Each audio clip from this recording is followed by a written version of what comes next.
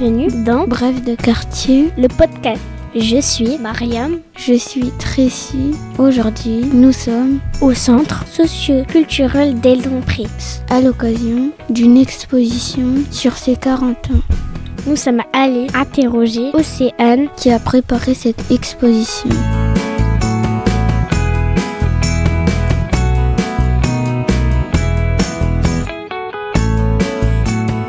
Pouvez-vous vous présenter? Alors oui, moi c'est Océane, je suis coordinatrice de vie associative et culturelle au centre socio-culturel des Lomprés. Qu'avez-vous voulu raconter à travers cette exposition ?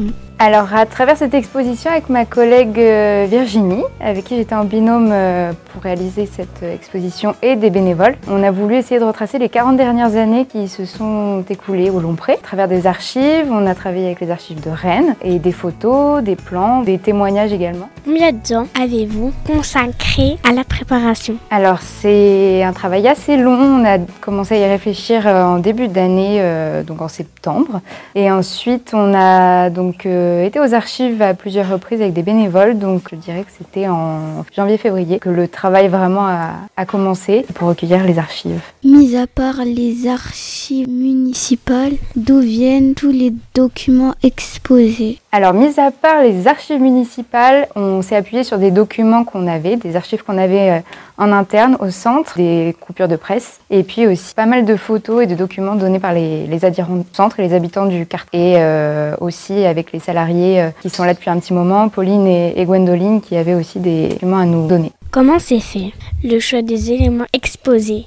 Alors, pour choisir les éléments qu'on a exposés, on a essayé de varier un peu les supports. Donc, il y a des articles de presse, il y a des photos, il y a des cartes pour essayer de... C'est un peu les types de documents. Il y a aussi des écrits, des témoignages, des dessins, la plupart des enfants. Pourquoi il n'y a pas de peinture ? Eh ben, c'est une bonne question. On aurait pu en mettre, effectivement, mais il a fallu faire des choix et on avait beaucoup de documents posés. Donc, voilà, c'est un choix de notre part et c'est un choix de la part des bénévoles avec qui on a travaillé dessus. Que retiens-tu de l'histoire des Lomprés à travers cette exposition que tu as préparée ? Alors je retiens beaucoup de choses, qu'il s'est passé énormément de choses en 40 ans, que le quartier a énormément changé, mais qu'on retrouve aussi beaucoup de personnes qui ont fait les 40 ans, on les retrouve souvent. Et ce que je retiens aussi, c'est que les 40 prochaines années seront sûrement très belles ici au Lompré, avec de nouveaux projets et de belles aventures. Il y a 2 écrans.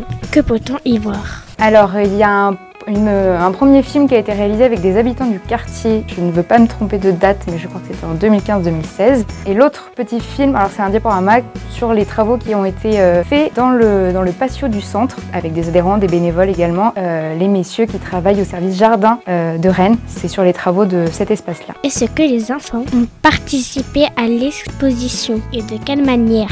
Alors oui, les enfants ont participé à l'exposition, avec notamment des petits mots et petits dessins qui sont affichés sur des petits papiers colorés. Globalement, c'est ici que vous pouvez les retrouver. Jusqu'à quand peut-on voir l'exposition ? Alors, jusqu'à la fin du mois de mai, autour du 28 mai.